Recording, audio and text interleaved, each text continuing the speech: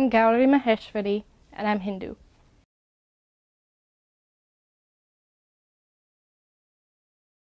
I would define religion as the study of the spirit and of how everything came to be.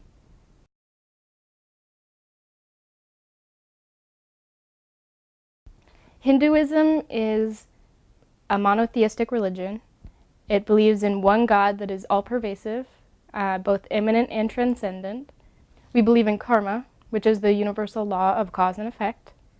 We believe in rebirth, in reincarnation, and eventually, once we have become perfected, we'll achieve moksha, where we'll merge with God. We believe in dharma, which is the necessity of righteous living, of living and seeing God within everybody, and doing our duty to society. We believe that every religion is valid, that the passion within each religion is what's important and not what name they call the God.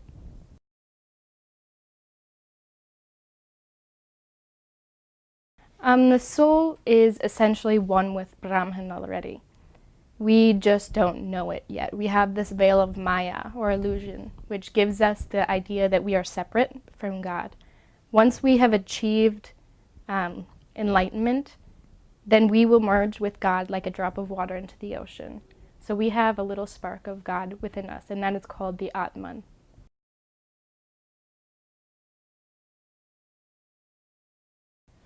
We have a lot of sacred texts. We have the Vedas, which are the most important texts. They came from the rishis, or the seers, in ancient India.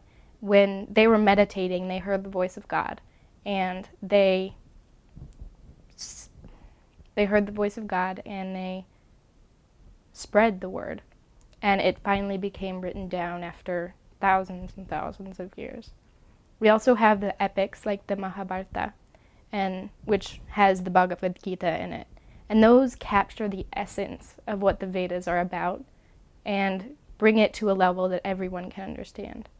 We have the Upanishads, which were written by saints in the forest.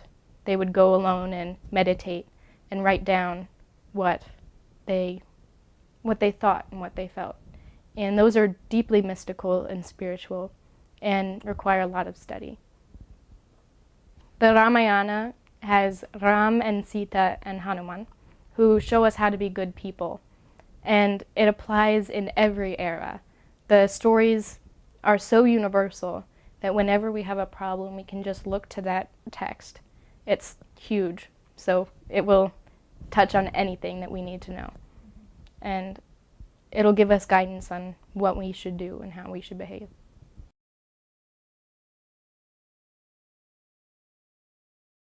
Unlike the Western religions, we do not believe in an intrinsic evil. Hinduism doesn't have an eternal heaven and hell. It has states of being where karma is burned off, either good or bad, and we're reborn once it equalizes. Karma can go into your next incarnation or 100 incarnations after that. There is no place that non-believers will go. If you have faith, then you're a good person, then you achieve good karma. In Western religions, the universe is created once and we will be destroyed once. In Hinduism, the universe is constantly being created, preserved, destroyed, and recreated. There is no heaven or hell. Everyone has one path, and that is towards God. Each person will have different bumps in the path. Some may take more lifetimes to achieve it. But no person, no soul, will be denied oneness with God.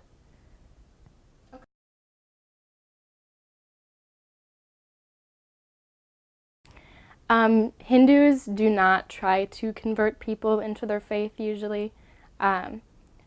We believe that every faith is valid, and if you want to be a Christian, if you believe in Jesus, then that is perfect. We don't want to take you away from that. So there are obviously always going to be radicals who say that this is the only way. But as a general rule, Hindus do not believe that any other religion is wrong. And so we won't force anybody into our religion. We do allow people to convert on their own will. It's a very personal thing, a spiritual thing. There is no formal conversion. It's if you believe you are a Hindu, then you are a Hindu. So a lot of people like to change their name, like me, to symbolize their new faith, or the faith that was always there, just not realized. So that is very much a personal thing and not required.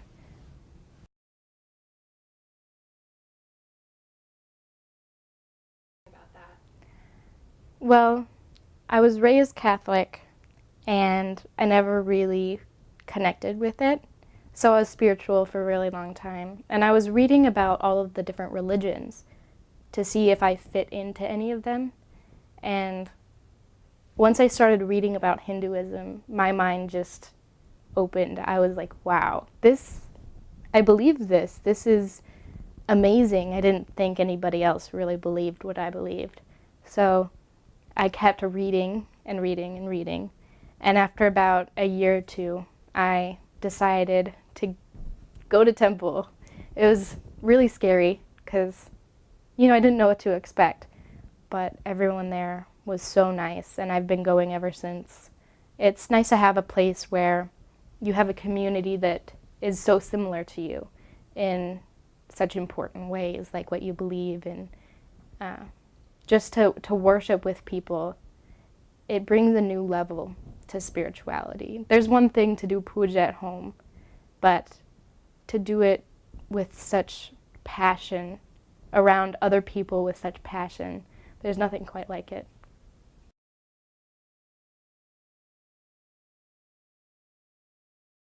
There are a lot of misconceptions about Hinduism. One is that we are polytheistic.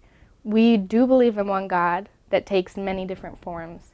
And once you get to learn more and more about Hinduism, it becomes really apparent. We also don't worship idols necessarily. We do understand that that is a stone, and somebody carved it, and it's just a stone. But we need those tools to help us conquer our mind. Our mind wanders incessantly. So during the puja, we have something to concentrate on.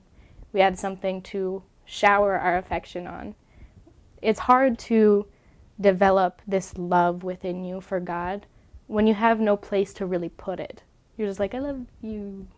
So we do that, and also the bells ringing helps focus us and clear our mind. Loud noises just kind of point the mind towards what it's supposed to be doing, and the incense puts us in a good mood. So it's all of the stuff that we do, all of the rituals we do are tools to help us find God within ourselves.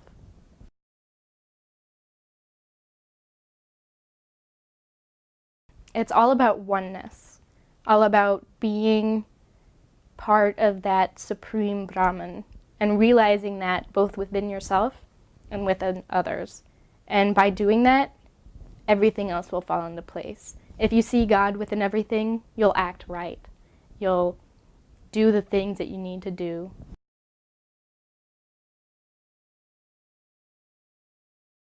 The afterlife. Well, when you die, depending on your karma, what you did during your life, you will get reborn higher as a human, which would be great, or lower as some sort of animal or plant, or even just a human in less fortunate circumstances. And it all just depends on what goals you need to achieve. If you need to realize humility, then you'll be placed in a life where you understand what it's like to be lower, and you realize the equality of everybody. So there's not really a heaven and hell. Your karma burns out mostly in this life. The things that you go through will get you better or worse karma. And it is possible to burn off karma between lives, but heaven and hell aren't really a big part of Hinduism. And once you have evolved and have become enlightened, then you merge with God.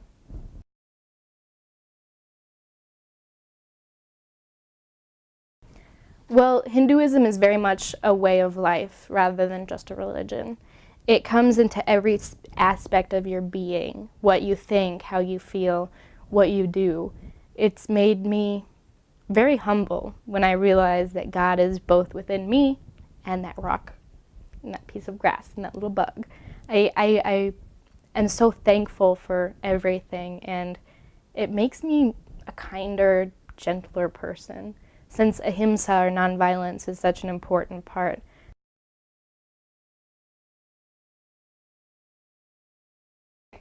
So the main deities in Hinduism are Brahma, Vishnu, and Shiva. Brahma is the creator, Vishnu the sustainer, and Shiva the destroyer, dissolutioner. They all have their counterparts, which are the feminine, powerful aspects, namely Saraswati, Lakshmi, and Parvati. And those are the most well-known Hindu gods. But there are also really important ones that aren't.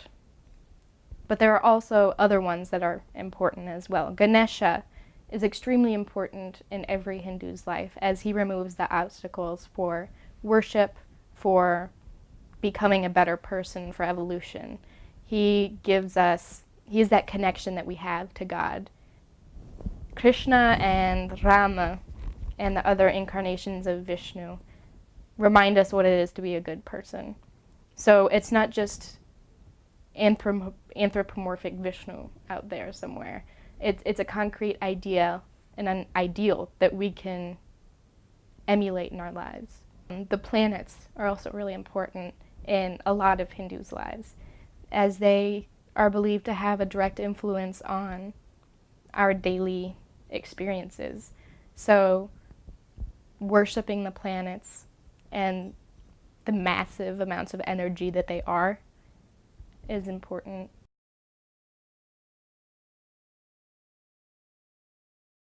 How would I characterize God? At its essence is Brahman. God is not characterizable. He is without attributes, without form, totally beyond our perception. Our tiny little human brains can't understand it. If I was to describe the different deities that God has formed, I could do that. Ganesha has a great sense of humor. He's gentle and easy to please. Vishnu is full of love and compassion, and Shiva is strong in the most soft ways, if it makes sense. He's like water that wears away the stone. He is so flexible that it's powerful. God takes different forms depending on which job he has to do. So like a man can be a husband, a father, and a fireman. He's the same man, but is called by different things depending on what he does. And so that's what God is like when he's Brahma and Vishnu and Shiva.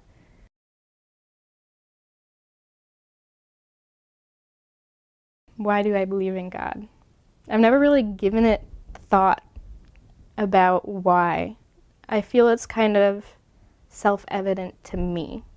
And I know to a lot of people it isn't rational, but in my mind it makes total sense how nothing could become something, how all this science forms what we are, how little atoms stick together and form you and me. And everything I see and experience and learn just solidifies that belief that there's something. Now, why Hinduism? I could be wrong. I could definitely be wrong. But it connects with me, and I just believe it. There's something unexplainable about that connection with you and God.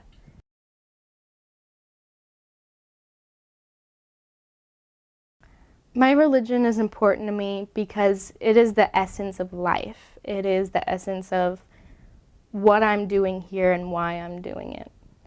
It gives me purpose in what I accomplish, whether it's something little like getting a good grade on my test or something big as in like changing the world in some sort of way.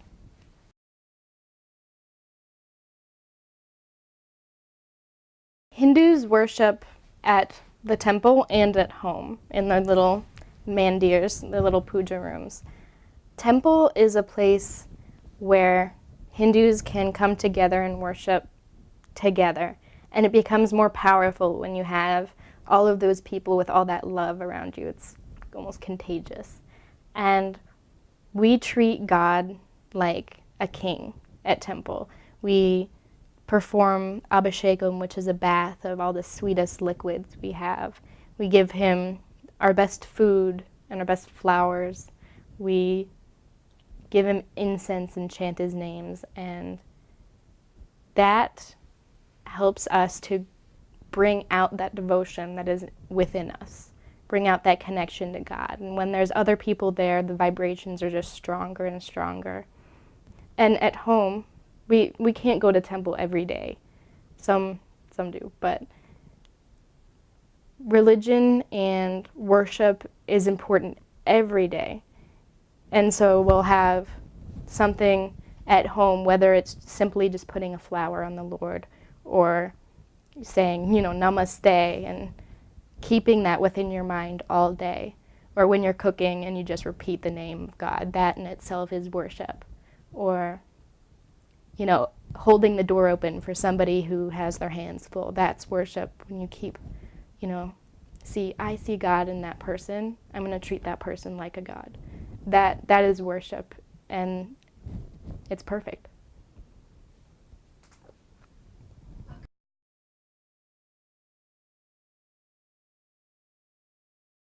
A puja is where we treat God as best we can to show our devotion. How can you really express how much you love somebody? You do it through action, and so that's what we're doing. We have the murti, the idol, that we can focus our devotion to, and we treat it as best we can with all the, the bells and whistles to help us get that devotion out. And a puja is where we focus our devotion to God. And it can be in any form. It can be simply, chanting God's name with incense or flowers. It can be 3-hour long, mantras and bhajans and different hymns. It can be full abhishekam or just a simple light going around. It takes whatever form the devotee needs it to be, because the puja is really there for the devotee to it's a structure for us to worship with.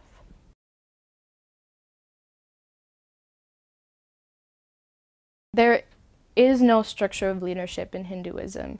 We don't know who the founder was, if there was a single founder, and there's not really an authority that you go to answer questions or anything.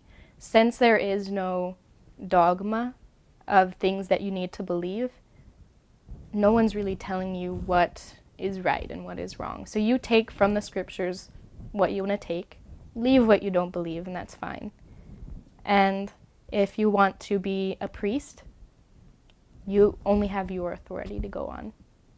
People will have to trust you so you can get a job, but no one can tell you what to believe or what to do, or if you can be a priest or if you can't be a priest.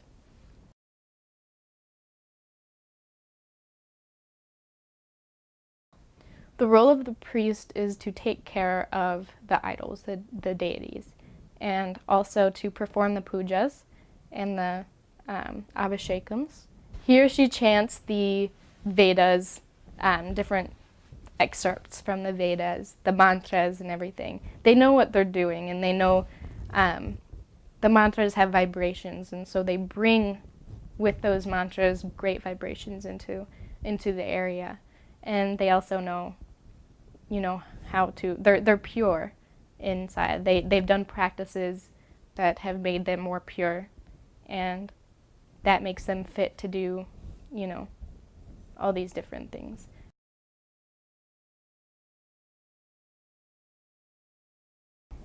What is the meaning of life? The meaning of life is to evolve, and well, God has refracted into so many colors, and he is painting a masterpiece. So just as a painter makes changes to the piece and grows on it and builds on it until it's perfect, so do we grow and change and build on ourselves until we're perfect as well. And once we become perfect, then we can go to God. And the meaning behind all this is God's divine dance, his divine play. Since we are essentially God, ask yourself, why are you here? Because it's fun.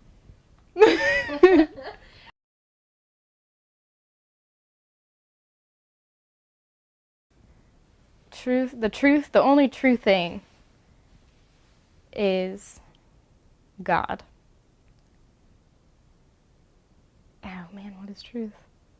We don't really know what the truth is, honestly. We try to know, and we get really close to it, but there is no one truth. The truth is different for everybody in different situations. The truth for me 10 years ago is different from the truth to me now, but they're both still the truth. There is no one truth.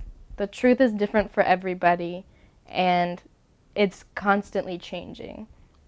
My truth and your truth are different, yet there is still the truth, and there can't just be one truth in the universe.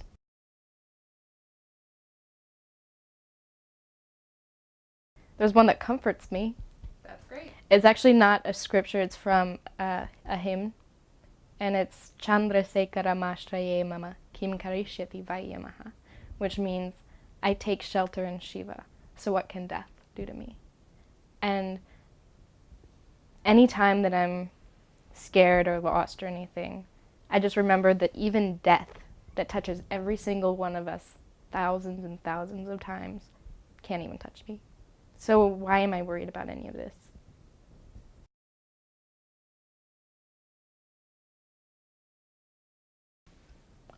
It was more of a gradual process, but when I attended my first Abhishekam, it was Lakshmi, I remember, and there was just this energy, this feeling, that was just like, I am where I belong.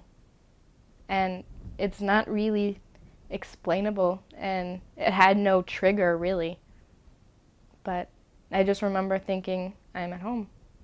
I found it.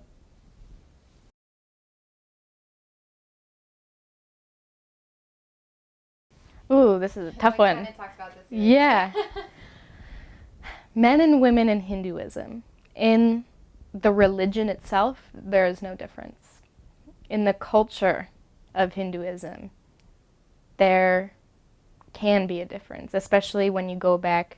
It changes over time. The role of women and men in Hinduism in the very beginning, right when the Vedas were being composed, there was no difference. Then after the Muslim invasion, everyone wanted to protect their women, so they stayed in the house, and the men went out and fought. That created a culture where there was a separation between men and women, that the women had this place, they needed protection from this outside force, and it became common to think that women weren't powerful anymore, which is totally opposite from Shakti. The very meaning of the word, the feminine, is power.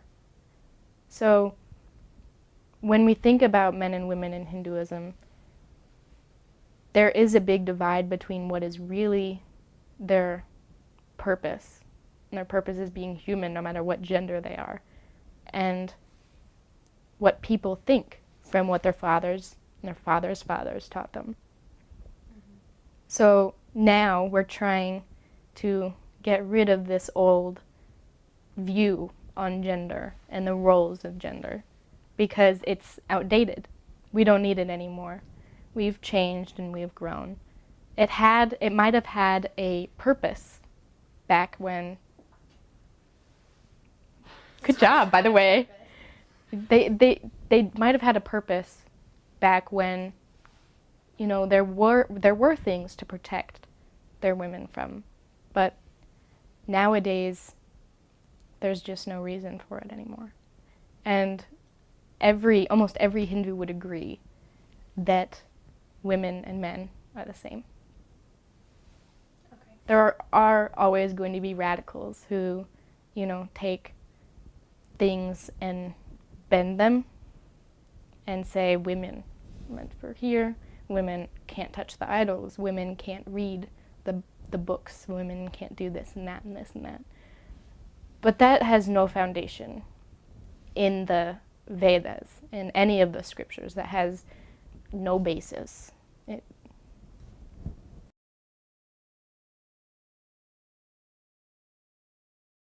The bindi is where there's the chakra, which is the eye of spiritual insight. And there are a lot of theories about how it came, like how the bindi came about. Some say that we wanted to keep the bindi cool, or that area cool, because it would create clearer flows of energy. Also, when you see the bindi on somebody, you remember they have God within them. I have to treat them like they have God in them. And so it reminds you that that person is not just something, that is someone. And it creates that respect. It also is just a symbol of, like, we believe in the same thing. Okay.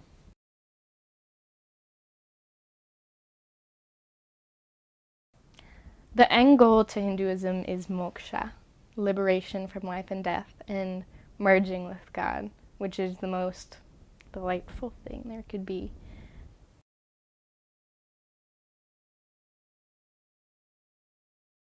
Well, that varies. I've had great experiences with every religion, also negative experiences with every religion.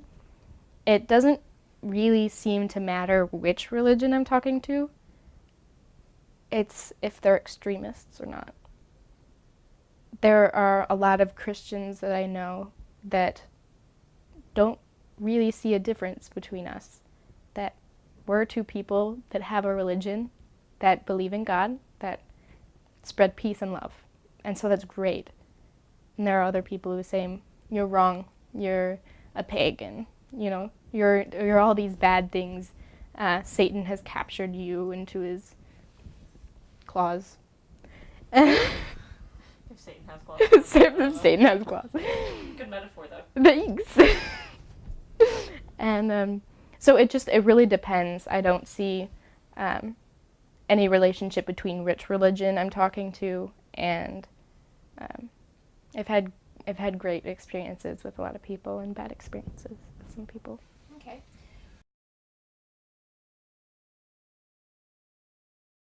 The caste system had the purpose of dividing labor between the society to get everything done that needed to be done.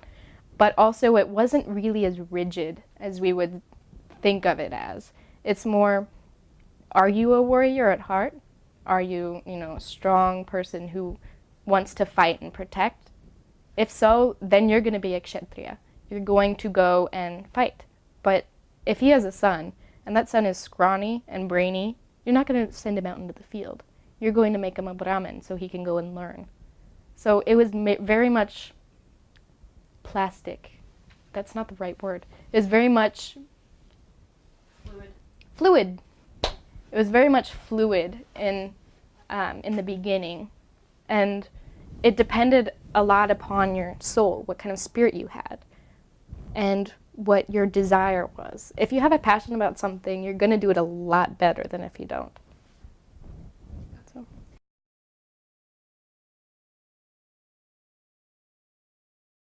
Yes, because we all have truths in our religions, and we also all have man-made things in our religions.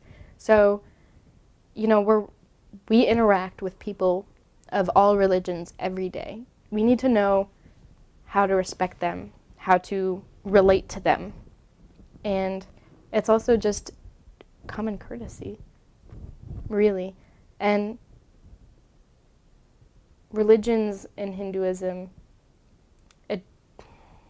it doesn't matter what religion you are. So why not learn about them?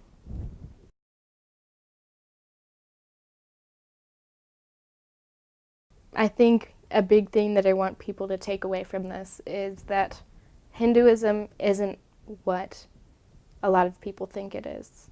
It's very much similar to the other religions, and it's very deeply spiritual. We don't worship idols. We're not polytheistic. And there isn't anything wrong with being polytheistic. Just to remember that it's a religion of respect, and don't judge it.